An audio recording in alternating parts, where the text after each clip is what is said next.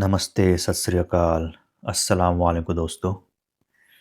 स्वागत है आप सभी का मेरे यूट्यूब चैनल हैंडीकैम पीओई में, जहाँ पे मैं सुनाता हूँ किस्से मेरे पॉइंट ऑफ व्यू से। तो आज के वीडियो में हम बात करने वाले हैं मेरे कराची विज़िट के दूसरे दिन की। और दूसरे दिन की शुरुआत हमने की कैफ़े मुबारक के नाश्ते से।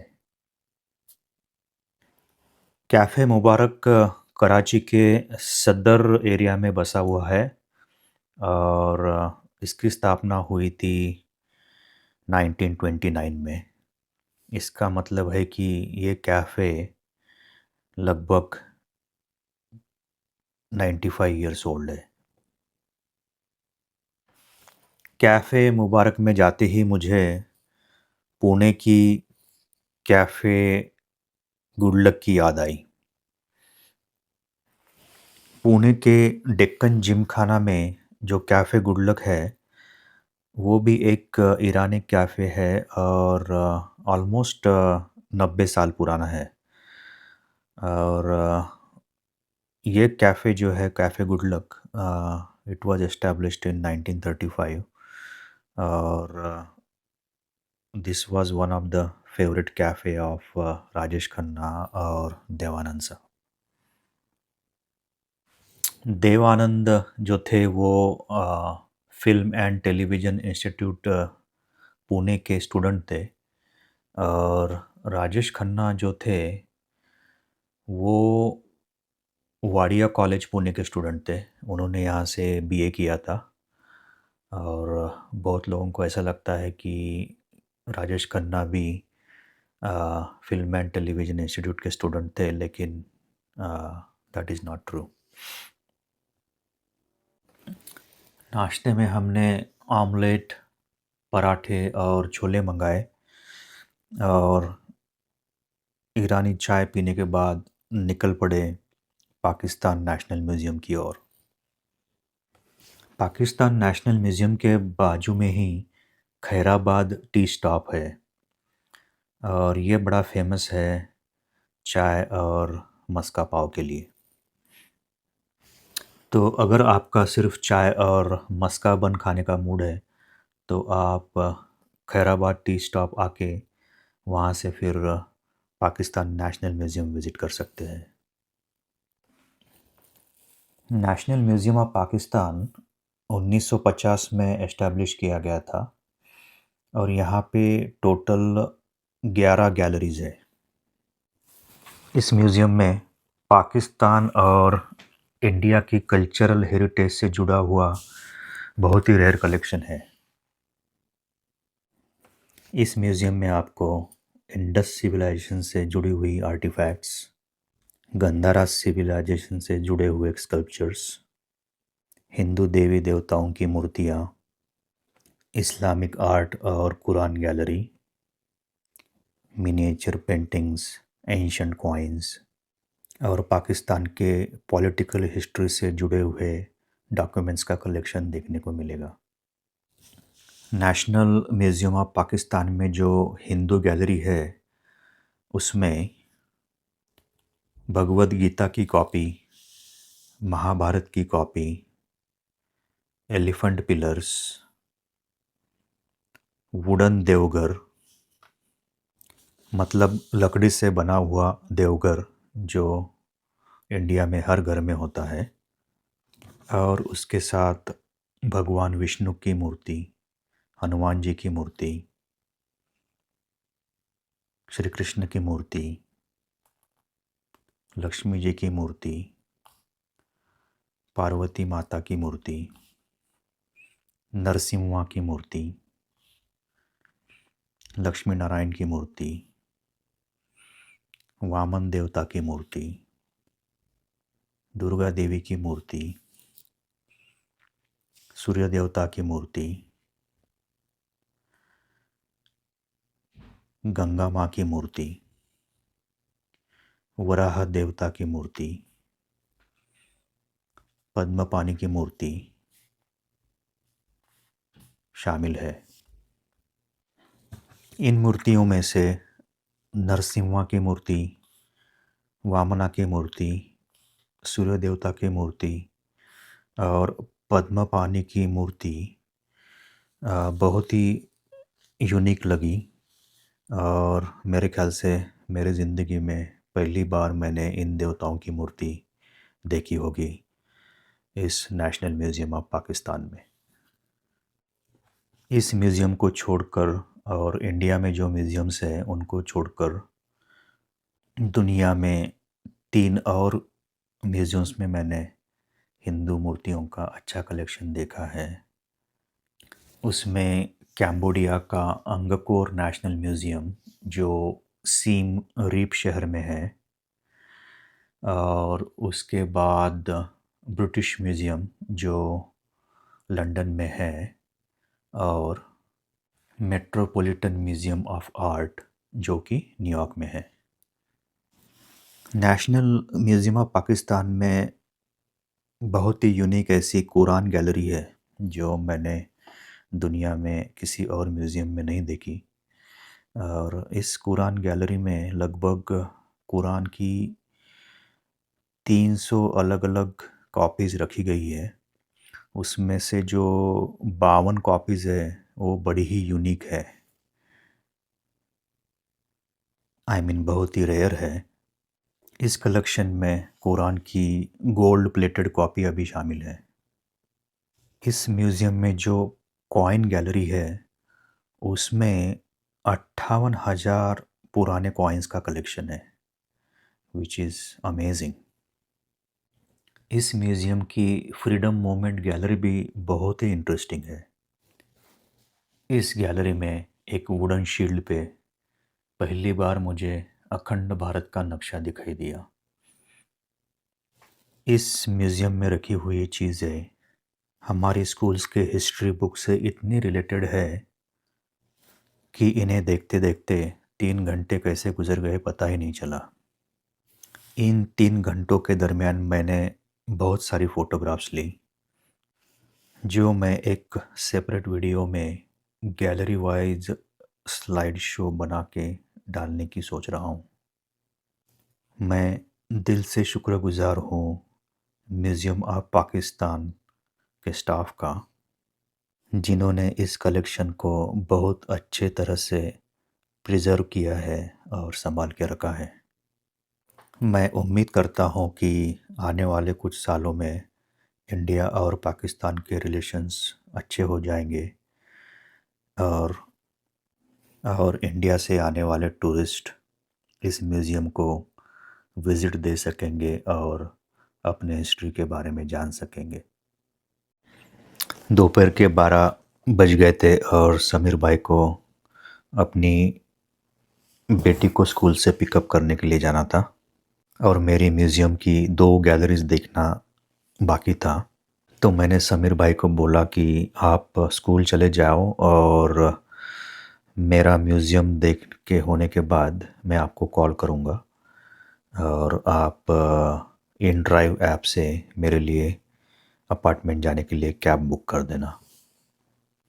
तो दोस्तों ये जो इन ड्राइव ऐप है ये पाकिस्तान का उबर या ओला है और इस ऐप के थ्रू आप कैब या फिर मोटरसाइकिल राइड बुक कर सकते हैं। थोड़ी ही देर में मेरी कैब आ गई और मैं निकला अपार्टमेंट की ओर। मैं कैब की पैसेंजर सीट पे बैठ के कुछ वीडियोस ले रहा था तो कैब ड्राइवर ने क्या कहा ये आप सुनिए। लग रहा है ना आप हैं बाय बर्थ पाकिस्तान या पाकिस्तान के ही है, मगर आप काफ़ी टाइम बाद पाकिस्तान में है, क्या ऐसे ही है या नहीं? नहीं तो फिर आप वीडियो बना रहे, हालांकि यहाँ की वीडियो कौन बनाता है।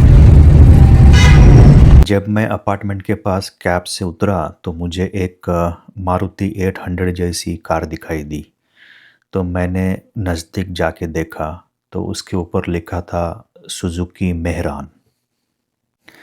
तो ये गाड़ी पाकिस्तान में 1988 में लॉन्च हुई थी और मेहरान जो है एक पर्शियन वर्ड है और इसका मतलब है चाइल्ड ऑफ द सन।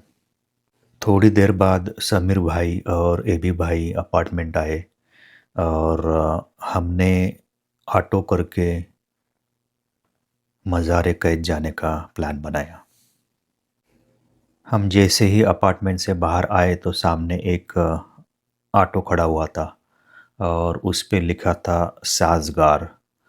और ये जो है ये पाकिस्तानी ऑटो ब्रांड है।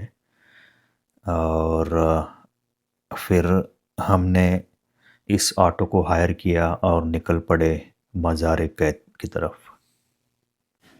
तो ये जो मज़ार-ए-कैद है ये पाकिस्तान के बाबा-ए-कौम मतलब father of the nation Mohammad Ali Jinnah इनका फाइनल रेस्टिंग प्लेस है। और मोहम्मद अली जिन्ना को कायदे-आज़म भी कहा जाता है और इसका मतलब होता है ग्रेट लीडर। और ये जो मज़ार है ये 1971 में बना के कंप्लीट हुई थी।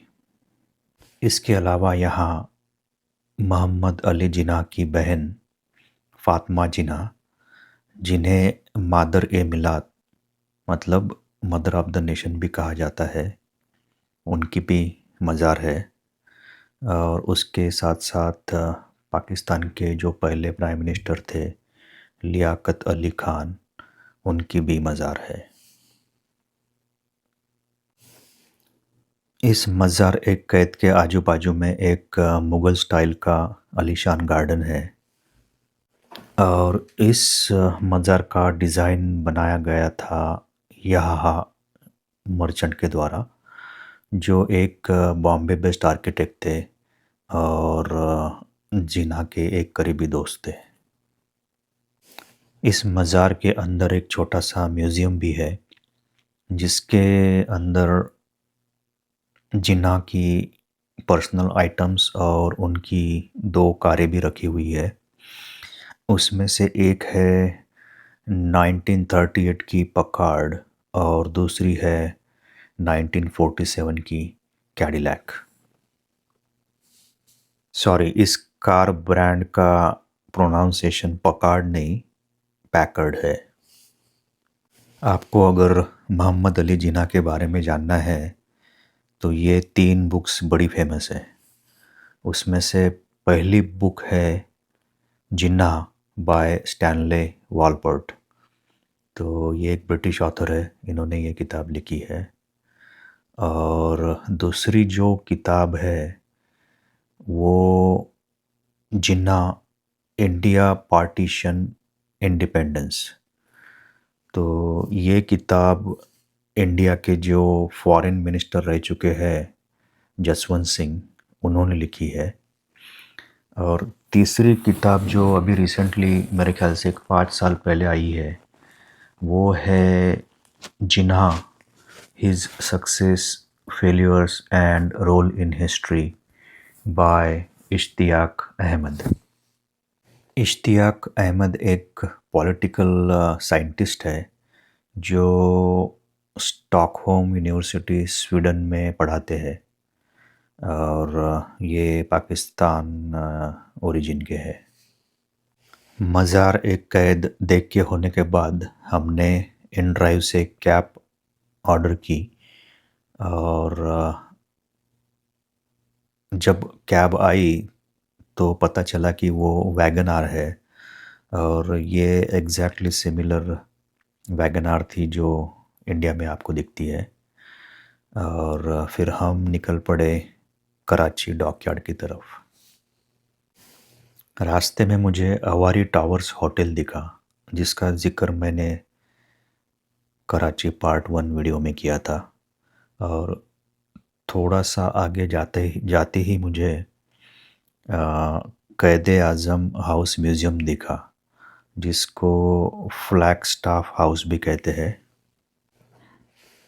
ये एक ब्रिटिश स्टाइल बंगला है जो जिन्ना साहब ने ख़रीदा था 1,15,000 रुपये में तब के। तो 1944 से उनकी मौत तक मतलब 1948 तक जिन्ना इसी घर में रहे हैं। कराची डॉकयार्ड पहुंचने के बाद हमने एक प्राइवेट फेरी हायर की और निकल पड़े मनोरा आइलैंड की तरफ, जो कि अरेबियन सी में बसा हुआ है और लगभग आधे घंटे का जर्नी है। मनोरा आइलैंड पे आपको मनोरा बीच के साथ वरुण देव का मंदिर, गुरुद्वारा श्री गुरु नानक सिख साहिब, दो चर्चेस जिसका नाम है सेंट पॉल्स चर्च और सेंट एंथोनीज चर्च, और शफ़ी जामिया मस्जिद भी दिखाई देगी। टाइम कम होने की वजह से हम लोग सिर्फ मनोरा बीच और वरुण देव का मंदिर, ये दोनों चीज़ें देख सकेंगे। इस वरुण देव मंदिर को झूलेलाल का मंदिर भी कहा जाता है। वरुण देवता समुद्र के देवता है और पूरे पाकिस्तान में शायद यह एक ही मंदिर है जो वरुण देवता को समर्पित है। ऐसा कहते हैं कि ये मंदिर 16वीं शताब्दी में बना गया था और पार्टीशन के बाद बहुत सालों तक बंद था, और 2009 में इस मंदिर को पाकिस्तान हिंदू काउंसिल, जो एक NGO है, उसको सौंपा गया। पाकिस्तान हिंदू काउंसिल की स्थापना डॉक्टर रमेश कुमार वंकवानी ने 2005 में की थी, और डॉक्टर रमेश कुमार वंकवानी जो है ये एक हिंदू पॉलिटिशियन है और नेशनल असेंबली ऑफ पाकिस्तान के भी मेंबर रह चुके हैं। इस मंदिर के रिनोवेशन के लिए US ambassadors fund for cultural preservation की तरफ से $2.5 लाख की फंडिंग मिली और इसके रिनोवेशन का काम अभी भी चल रहा है। इस मंदिर की सबसे बड़ी खासियत मुझे ये लगी कि इस मंदिर पे वंदे मातरम की टाइल्स लगी हुई है और ये शायद पार्टीशन के पहले लगाई गई थी। इसके साथ साथ राधे श्याम लिखी हुई टाइल्स भी यहाँ पे लगाई हुई है। मंदिर में कुछ समय बिताने के बाद हम लोग वापस चल पड़े कराची डॉकयार्ड की तरफ। कराची डॉकयार्ड पहुँचने के लिए हमें लगभग 1.5 घंटे का समय लग गया, क्योंकि प्राइवेट फेरी अवेलेबल नहीं थी और पब्लिक फेरी जब तक पैसेंजर से पूरी भरी नहीं तब तक वो कराची डॉकयार्ड के लिए रवाना हुई नहीं। मनोरा आइलैंड जाके आने के लिए हमें लगभग 4 घंटे लग गए। इसीलिए अगर कराची में आपके पास टाइम कम हो तो ये अट्रैक्शन आप स्किप कर सकते हैं। कराची डॉकयार्ड लैंड होते ही हमने वहाँ से ऑटो किया और सीधा पहुँच गए स्टूडेंट बिरयानी, जो कि कराची की एक फेमस बिरयानी चेन है और इनकी ब्रांच US में ह्यूस्टन टेक्सास में है। हमने चिकन बिरयानी और फालूदा मंगाया और डिनर के बाद निकल पड़े अनीस भाई के यहाँ शलवार कमीज़ कलेक्ट करने के लिए। रास्ते में हमें लगा एम्प्रेस मार्केट। इस मार्केट को 1889 में ब्रिटिशों ने बनाया था। इस मार्केट का नाम क्वीन विक्टोरिया के नाम पे रखा गया था, जो कि उस ज़माने में एम्प्रेस ऑफ इंडिया थी। इसीलिए इस मार्केट को एम्प्रेस मार्केट कहा जाता है। मैं जब छोटा था तो मेरे मामा जी नागपुर में रहा करते थे और नागपुर में ब्रिटिशों के ज़माने की एम्प्रेस मिल थी। आज मुझे इतने सालों बाद पता चला कि उस मिल का नाम एम्प्रेस मिल क्यों रखा होगा। एनीवेज़, कराची के इस एम्प्रेस मार्केट के अंदर मुझे बहुत सारी किराना, सब्ज़ी, अचार और ड्राई फ्रूट्स की दुकानें दिखाई दी। किराना शॉप को पाकिस्तान में किरियाना शॉप कहते हैं। यहाँ की अचार की शॉप्स मुझे बड़ी यूनिक लगी, क्योंकि इंडिया में मैंने ऐसे बड़े-बड़े कंटेनर्स में किसी मार्केट में अचार बिकते हुए नहीं देखा। और दूसरी यूनिक बात मुझे ये लगी कि यहाँ पे रोड पे आपको ड्राई फ्रूट्स की शॉप मिलेंगी, जो मैंने इंडिया में एटलीस्ट महाराष्ट्र में कभी नहीं देखी। एम्प्रेस मार्केट से पैदल चलते हुए हम अनीस भाई के शॉप में गए। वहाँ से हमने शलवार कमीज़ पिकअप किए, उनका शुक्रिया अदा किया, उन्हें अलविदा कहा और निकल पड़े स्वामी नारायण मंदिर की तरफ। रास्ते में हमें मोहम्मद अली जिन्ना रोड पे ब्रिटिशों के ज़माने की केएमसी बिल्डिंग दिखाई दी। केएमसी का मतलब होता है कराची मेट्रोपॉलिटन कॉरपोरेशन, और ये केएमसी बिल्डिंग 1930 में बनकर तैयार हुई थी। इस केएमसी बिल्डिंग के सामने ही स्वामी नारायण मंदिर है। ये मंदिर 216 साल पुराना है। समीर भाई ने मुझे इस मंदिर के पुजारी जी से मिलाया और उन्होंने मुझे मंदिर के दर्शन करवाए। इसी मंदिर को लग के एक गुरुद्वारा भी है। मैंने गुरुद्वारा जाके भी मत्था टेका। इस मंदिर के आसपास के एरिया में हिंदू कम्युनिटी रहती है और सारे हिंदू फेस्टिवल्स इस मंदिर के प्रांगण में सेलिब्रेट करती है।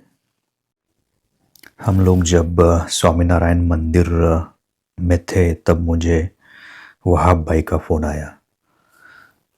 वहाब भाई जो है ये Karachi king two strokers Facebook group के एडमिन है, और इनको मैंने मेरे पाकिस्तान ट्रिप के पहले कांटेक्ट किया था और कहा था कि मैं विंटेज बाइक्स का बड़ा फ़ैन हूँ और मेरे पास यहाँ पे यूएस में 1975 Yamaha RD 350 two stroke bike है।